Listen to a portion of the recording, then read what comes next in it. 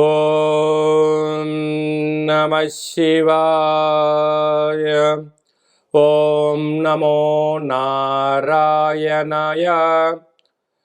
నరదృష్టి నివారణ, సంచిత కర్మ, ప్రారబ్ధ కర్మ, ఆగమిక కర్మ, దోష నివారణ కాలభైరవ నమో నమః. ఓం కుజ అరిష్టేతు సంప్రాప్తే కుజ పూజాంచకారయేత్. కుజ ధ్యానం ప్రవక్ష్యామి రుణ రోగ శత్రుపీడోప ఉపశాంతయే.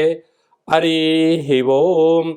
మా ఛానల్కి స్వాగతం. చూస్తున్న వీక్షకులకు, ప్రేక్షకులకు, ప్రియ కాళ భైరవ భగవద్బంధులకి స్వాగతం పలుకుతూ, మమ్మల్ని ఎంతగానో ఆదరిస్తూ ఉండబడినటువంటి ప్రియ సోదర సోదరీమణులకు అందరికీ స్వాగతం పలుకుతూ, అందరి పేరును కుజ భగవానుడి యొక్క ఆశీర్వాదాలను కోరుకుంటూ, ఎవరి యొక్క లగ్నంలో కానీ, జాతకంలో కానీ 1లో, 2లో, 4లో, 7లో, 8లో, 12లో కుజుడు సంచారం చేసినప్పుడు కుజదోషంగా పరిగణించడం జరుగుతుంది. కనుక ఎవరికి ఎలాంటి అష్టకష్టాలు లేకుండా అనుకుంటున్నటువంటి అదృష్టాన్ని, ఐశ్వర్యాన్ని, ఆనందాన్ని ప్రసాదించాలని కుజ భగవాన్ని కోరుకుందాం.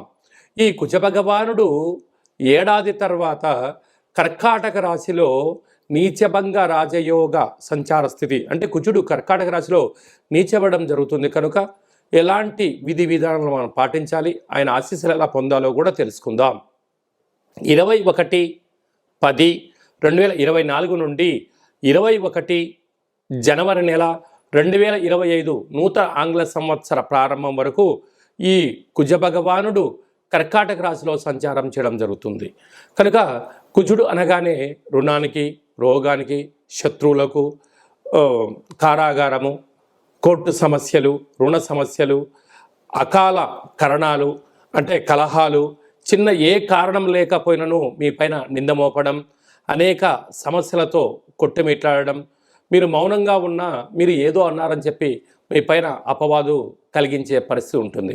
కనుక ఇలాంటి కాల సమయంలో మనం ఎలాంటి విధి పాటించాలన్నట్లయితే, వీలైనంత వరకు ప్రతి మంగళవారం పూట ఉదయం 6 గంటల నుండి 7 గంటల వరకు మనకు కుజహోర జరుగుతూ ఉంటుంది.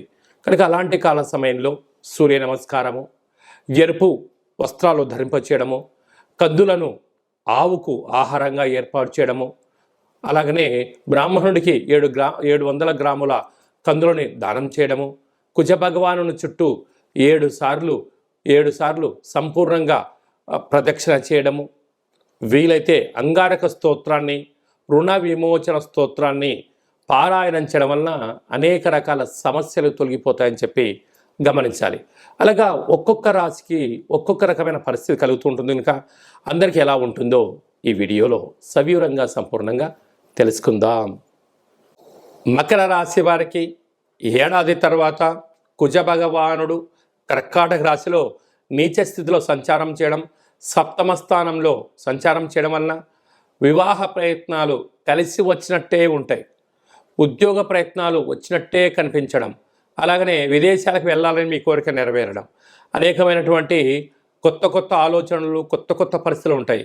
అందుకే మనం ఎక్కడ ఉన్నామో సత్ప్రవర్తన కలిగిన వ్యక్తులతో ఉన్నామా మన జీవితం సాఫల్యం కలుగుతుంది. దుష్ప్రవర్తన దుండగులతో కలిసి ఉన్నామా మన జీవితము దుర్భరమైన పరిస్థితి ఉంటుంది.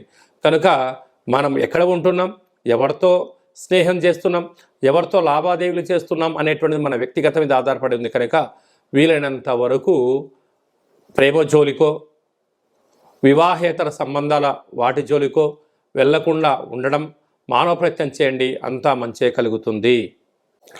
ఈ కుజ భగవానుడు జాతకంలో ఒక్కొక్కరికి ఒక్కొక్క రకమైన సంచార స్థితిలో ఉంటాడు.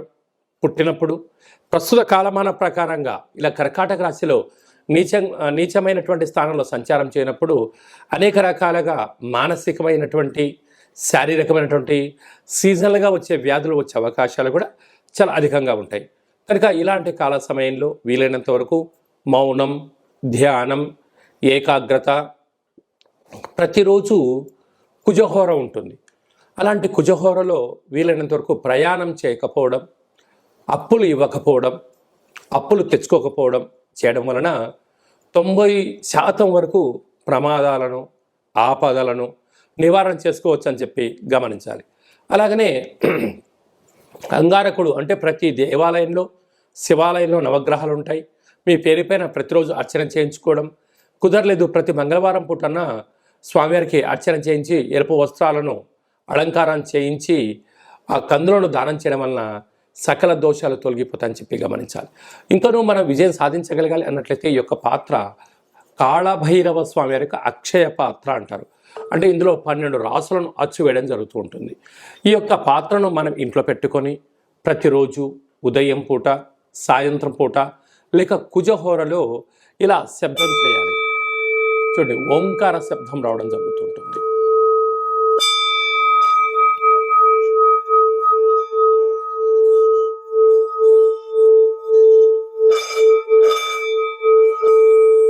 ఈ శబ్ద తరంగాల వలన మానవుని శరీరంలో ఉన్నటువంటి సచ్చక్రాలు వికసింపచేయడం, ఇంట్లో ఉండబడినటువంటి జ్యేష్ఠాదేవి బయటికి వెళ్ళడం, బయట ఉన్నటువంటి లక్ష్మీదేవి ఆకర్షించడం, భూయోగము, వస్త్రయోగము, ధనయోగము, విపరీతమైన రాజ్యయోగం మన సొంతమవుతుంది. ఈ అక్షయ పాత్రతో పాటు కాళభైరవ స్వామి పిరమిడు, డాలరు, కంకణము, మీకోసం ప్రత్యేకమైన కాళభైరవ పూజ, అలాగనే మీకోసం ఒక 27 రకాల వస్తువులతో దిష్టి తీయించడం కూడా జరుగుతుందని చెప్పి గమనించాలి. కనుక మనమందరము కూడా కాళభైరవ స్వామిని స్మరిద్దాం, కుజదోషాన్ని తొలగించుకుందాం, ఐశ్వర్యానికి స్వాగతం పలుకుదాం, అష్ట కష్టాలకు స్వస్తి పలుకుదాం, అష్ట ఐశ్వర్యాన్ని జీవితకాలంలో తిరుగులేనటువంటి గృహయోగము, భూయోగము, రాజయోగానికి స్వాగతం పలుకుతాం. కనుక ఆసక్తి గలవారు ఈ కింద మనం సంప్రదించినట్లయితే ఈ కాళభైరవ స్వామి అక్షయ పాత్రను తమకి ప్రసాదంగా అందజేయడం జరుగుతుంటుంది. పూజా కార్యక్రమాన్ని ప్రత్యేకంగా చేయించి వాట్సాప్ కాల్ ద్వారా చూపించి కొరియర్ చేసి మీకు అందజేయడం జరుగుతుందని చెప్పి గమనించాలి.